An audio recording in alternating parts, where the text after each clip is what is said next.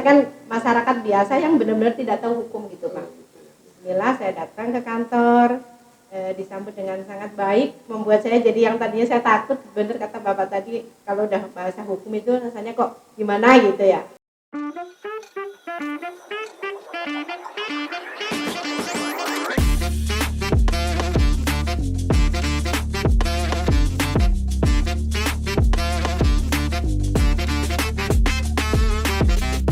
Assalamualaikum warahmatullahi wabarakatuh.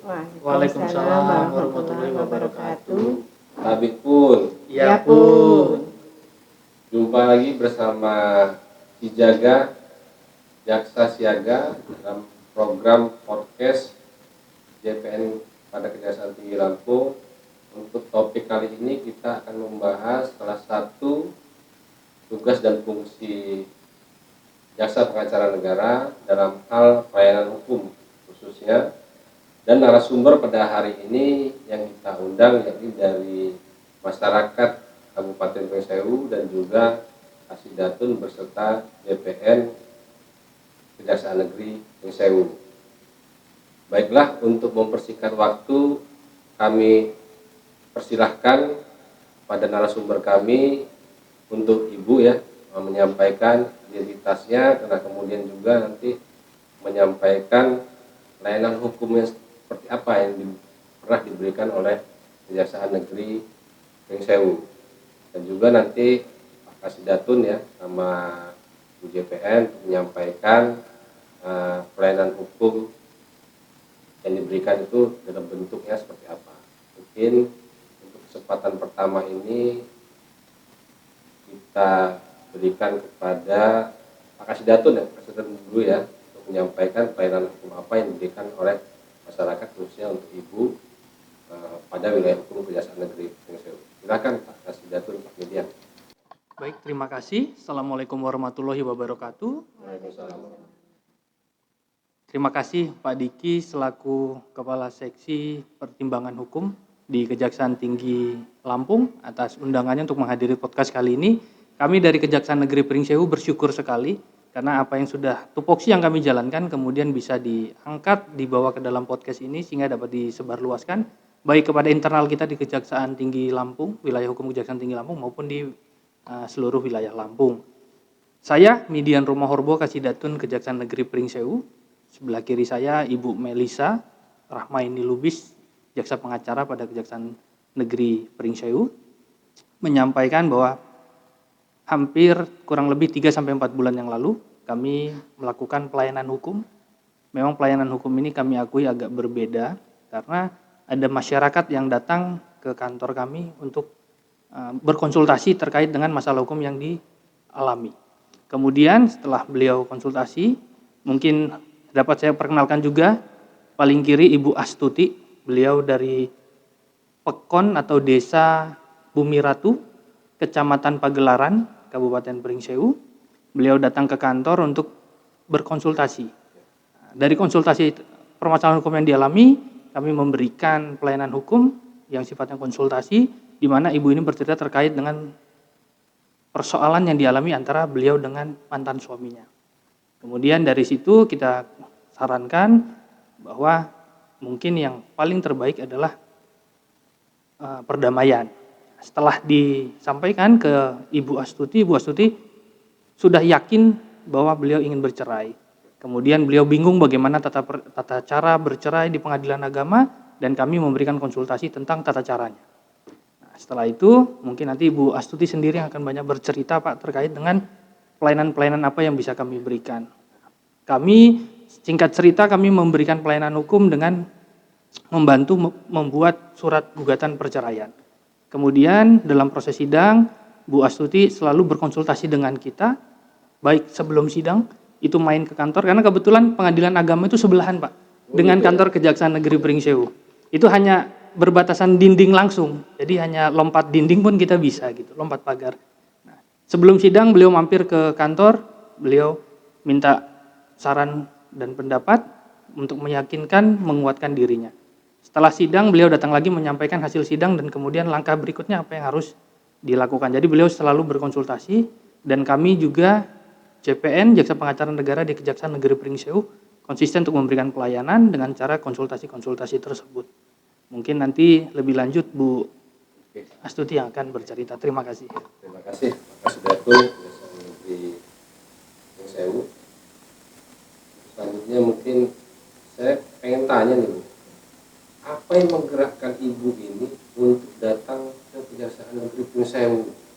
Karena kan masyarakat sendiri kurang paham ya terkait fungsi jasa pengacara negara, khususnya dalam bidang pelayanan hukum ini. Nah, apa yang membuat Ibu itu tertarik atau terdorong sehingga datang ke Kejari gitu, konsultasinya yang di Kejari gitu? Kan ada banyak kantor-kantor hukum lainnya gitu Bu, di wilayah hukum Pring Sewu. Oh, Ibu mau datang ke kantor Kejari itu apa itu yang mendasari Ibu datang ke kantor Kejari Pring Sewu? Perkenalkan dulu ya Pak, saya Ibu Astuti dari Pekon Bumi Ratu, Kecamatan Pagelaran.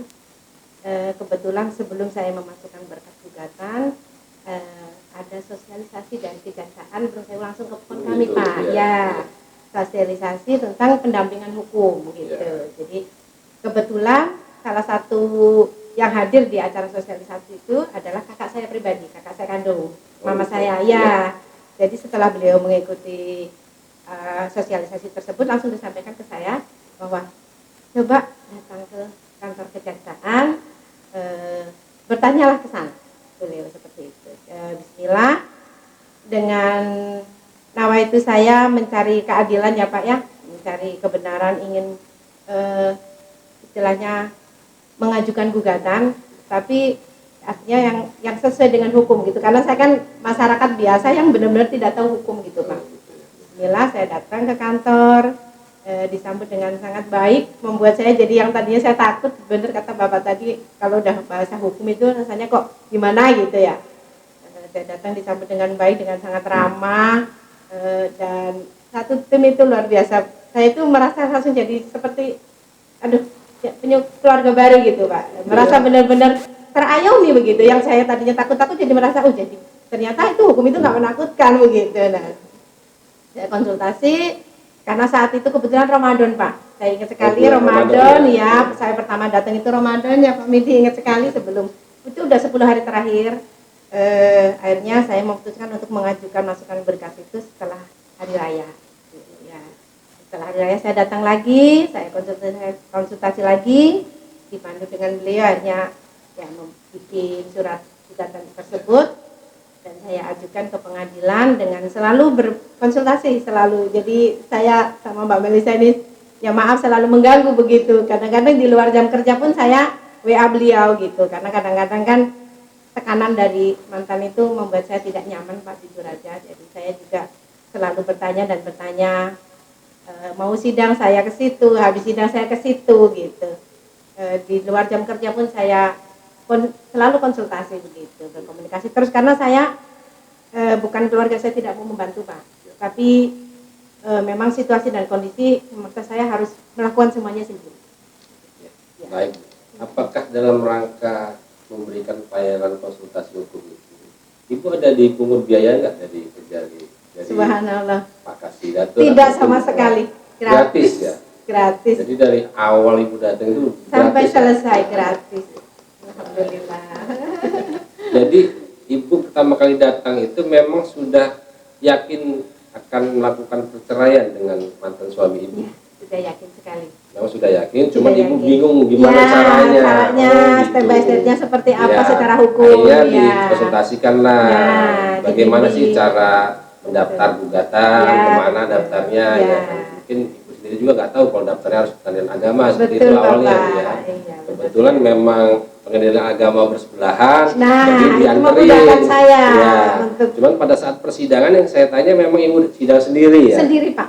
Pada saat itu ada nggak ditawarkan misalnya untuk menggunakan pengacara yang dari Posbakum di Pengadilan Agama itu? Kan ada juga itu gratis juga kan Bu? Iya. Ibu nggak menggunakan jasa itu pada saat itu, pada saat bersidang? Tidak, karena saya sudah merasa sangat cukup didampingi dari kejaksaan. Gitu, ya? Lebih dari cukup Pak buat saya, artinya saya betul sebelum saya konsultasi ke kejaksaan saya pikir untuk pakai pengacara memang Pak. Ya pastinya pakai biaya itu tahu saya.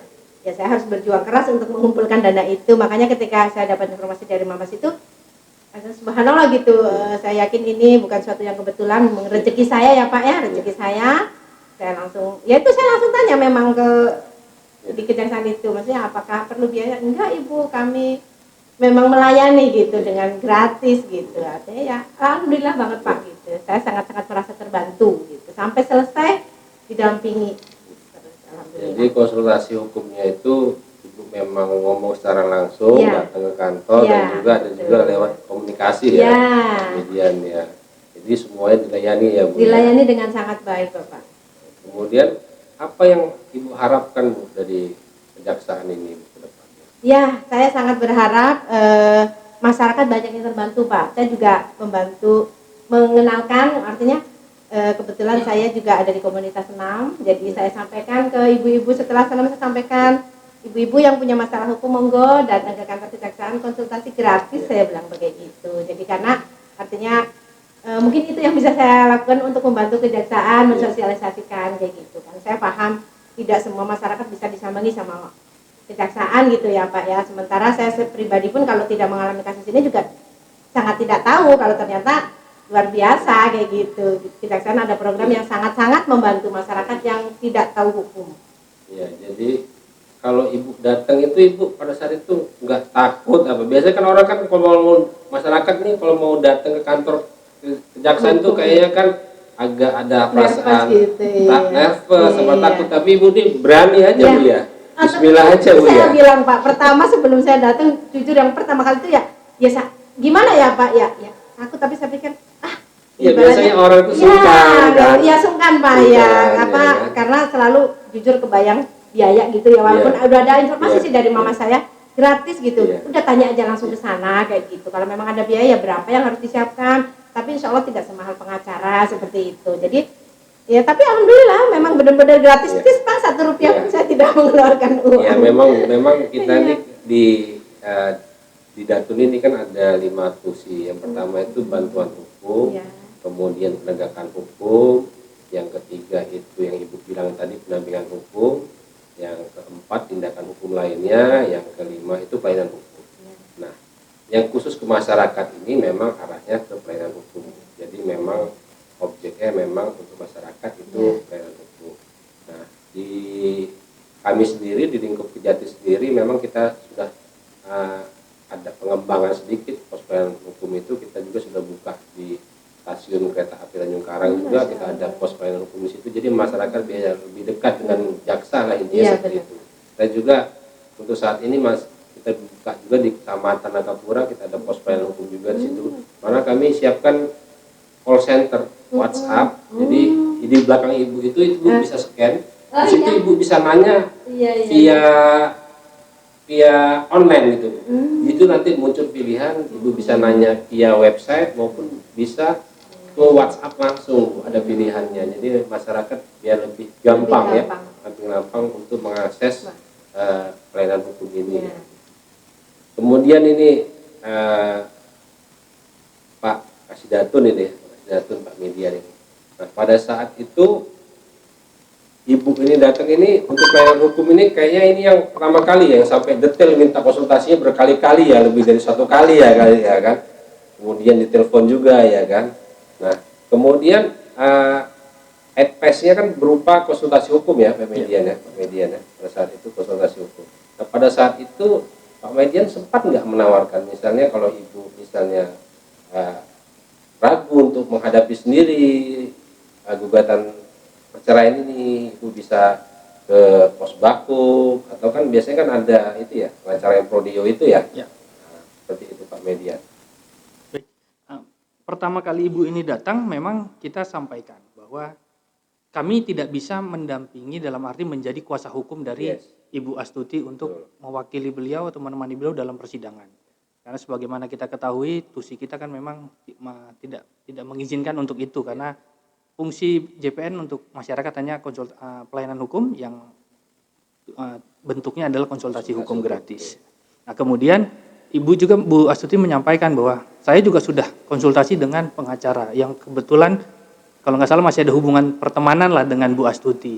Cuma kembali lagi Pak, karena Bu Astuti bukan orang yang secara finansial cukup, beliau juga butuh effort banyak, butuh usaha keras untuk mendapatkan uang itu, mengumpulkan uang itu. Maka setelah kami sosialisasi terkait dengan tusi JPN di Pekon-Pekon tentang fungsi jaksa pengacara negara yang kebetulan didengar tadi oleh kakaknya, karena kakaknya beliau ini BHP, Badan Himpun Pemokonan. Kalau di kita itu DPR-nya desa gitu, Pak. Oh gitu Nah, ya. jadi kakaknya yang menyampaikan dan beliau datang. Nah, setelah kita sampaikan, beliau nggak sanggup lah intinya untuk membayar biaya pengacara. Ya sudah, kita sarankan untuk maju sendiri. Awalnya kita sampaikan, ibu terkategori sebagai masyarakat yang mohon maaf miskin nggak gitu. Karena kita tahu di pengadilan agama ada Pak biaya yang gratis. Ya. Tapi itu terbatas kuotanya. Ya. Nah, beliau bilang nggak Pak, saya untuk bayar uang perkara itu masih sanggup. Ya. Hanya untuk bayar pengacara yang nggak sanggup. Ya. Tapi untuk majukan gugatan tuh butuh surat-surat, gugatan dan lain-lain, itu yang saya nggak ngerti.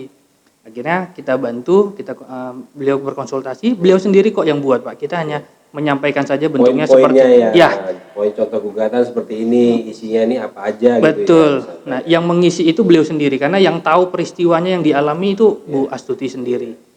Paling kita bantu mengeprintkan waktu itu karena sebelum mendaftarkan gugatan beliau ke kantor lagi. Nah, kita print, beliau baca lagi, oke, sudah fix, baru beliau mengajukan gugatan. Nah, waktu itu kita pernah bilang kenapa nggak ke pos bakum di pengadilan. Beliau sudah sepertinya udah keburu yakin dengan kita, nyaman dengan kita. Jatuh hati ya sama kejaksaan ya. Karena kebetulan Pak Diki, saya punya 2 kasubsi itu perempuan semua dan 1 JPN perempuan yang memang saya akui kasubsi saya dan JPN saya memang sangat care karena apalagi dengan ibu-ibu juga kan. Isu-isu yang di masyarakat ya. Ya, sehingga ibu mungkin merasa nyaman karena perempuan semua yang memang saya minta untuk menemani. Sebenarnya mendampingi itu lebih tepat menemani gitu. Nah, dalam proses sidang juga beliau hadir sendiri, kita itu hanya nunggu di kantor aja gitu. Selesai sidang, beliau datang, beliau cerita. Konsultasi lagi. Ya. Hasilnya seperti ini hasilnya Pak. Seperti ini Pak. Gimana Pak langkah saya selanjutnya gitu. Betul Pak, terutama setelah mediasi gagal, masuk ke pokok perkara yang langsung masuk ke pembuktian. Ya. Nah, ibu ini bingung karena diminta oleh majelis 2 saksi.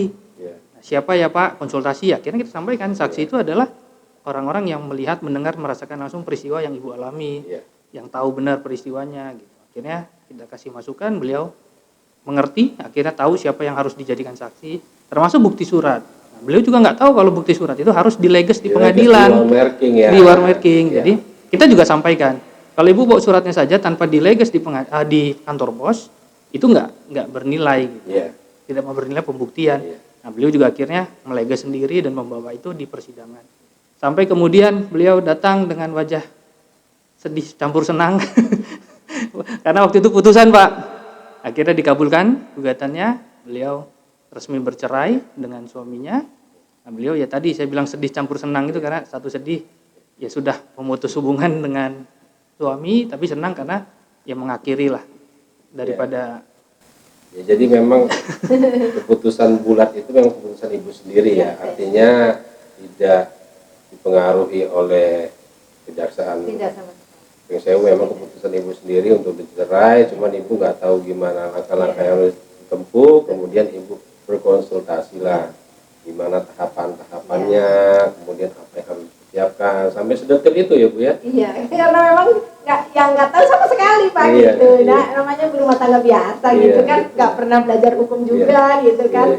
Makanya saya bilang sama Mbak Lisa, Masya Allah Mbak, saya bilang ini sangat ini banget sama masyarakat kayak gitu. Saya siap insya Allah mensosialisasikan ke barusan ini cerita, barusan saya sambil nunggu ini grup sekolah gitu, langsung kan saya nanya pagi kemana Mbak OTW gitu, ya ngapain gitu, ya, saya cerita ya Pak apa adanya gitu, gini dan kebetulan kayak sepertinya ada yang bermasalah gitu, saya bilang yuk, saya bilang ngobrol sama saya dulu nggak apa, saya bilang atau mau langsung datang ke kantor kita saya bilang kayak gitu. Jadi insya Allah Pak nanti akan ada lagi, insya Allah yang perlu dibantu Pak, insya Allah. Karena ya itu tadi kadang-kadang malu ya Pak ya, selain takut kadang malu gitu orang itu, karena kan bagaimanapun ini aib. Betul. Aib.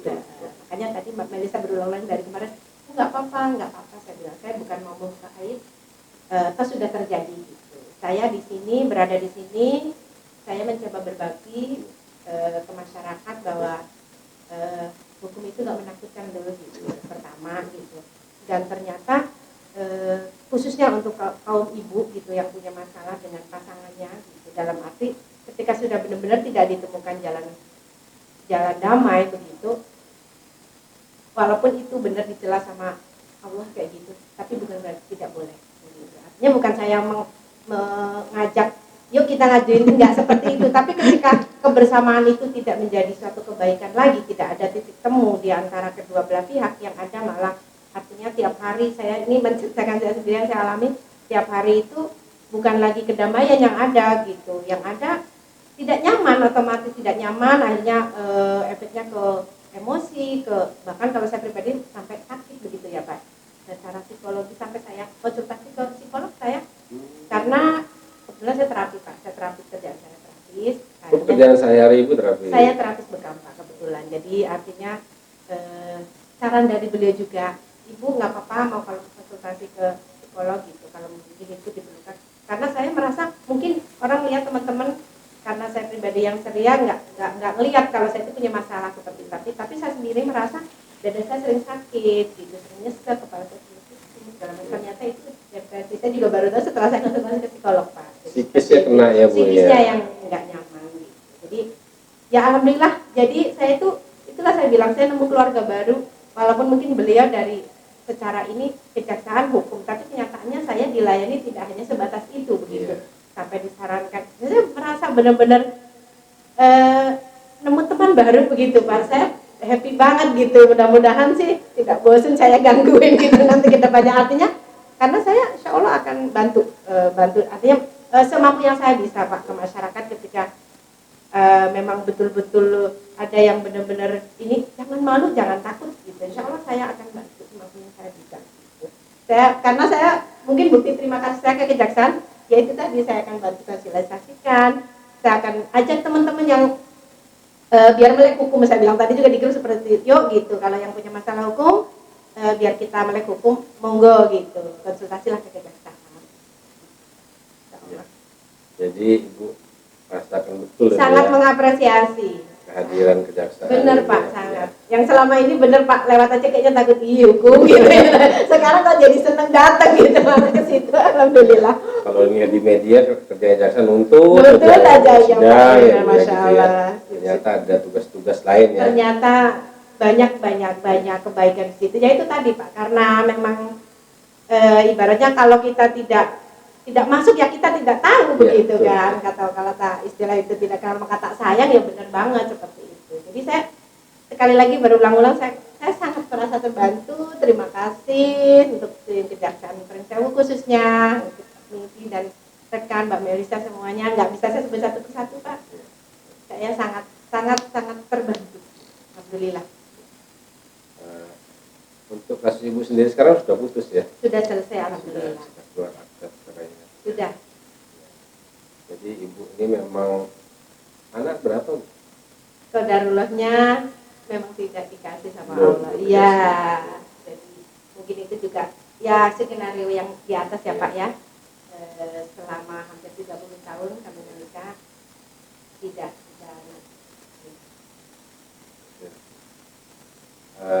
mungkin untuk podcast kali ini kita cukupkan sekian. Terima kasih Mbak Suci ya, atas Pak, kehadirannya jauh-jauh dari Pringsewu ya.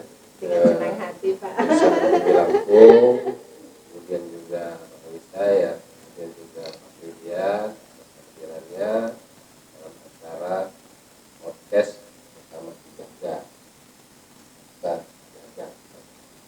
Demikian, apabila ada salah kata, mohon maaf. Wassalamualaikum warahmatullahi wabarakatuh. Waalaikumsalam warahmatullahi wabarakatuh.